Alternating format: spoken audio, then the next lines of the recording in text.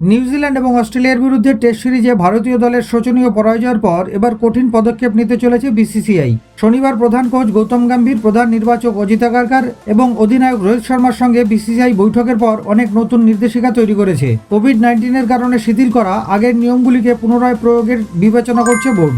অন্তর্ভুক্ত কিছু নির্দেশিকার মধ্যে সবচেয়ে গুরুত্বপূর্ণ হল পুরো সফরে ক্রিকেটারদের সঙ্গে তাদের স্ত্রী এবং পরিবারের সাথে থাকা। নতুন নির্দেশিকা অনুসারে কোনো টুর্নামেন্ট 45 দিনের বেশি স্থায়ী হলে স্ত্রী বা পরিবার 14 দিন খেলোয়াড়দের সাথে থাকতে পারবেন। সফরটি আরও সংক্ষিপ্ত হলে সময়সীমা 7 দিনের মধ্যে সীমাবদ্ধ থাকবে।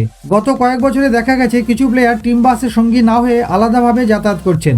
এতে দলগত ঐক্যে প্রভাব পড়ে। এরপর থেকে যত বড় প্লেয়ারই হোক না কেন তাকে আলাদা করে যেতে দেওয়া হবে না। বিমান ভ্রমণে লাগেজের ওজন যদি 150 কেজির বেশি হয় তাহলে অতিরিক্ত অর্থ ওই প্লেয়ারকেই বহন করতে হবে। এছাড়াও বছরের পর বছর ধরে দলে থাকা সাপোর্ট স্টাফদের মেয়াদ হবে 2 থেকে সর্বোচ্চ 3 বছর। ছাঁটাই হতে পারেন অনেক সাপোর্ট স্টাফ।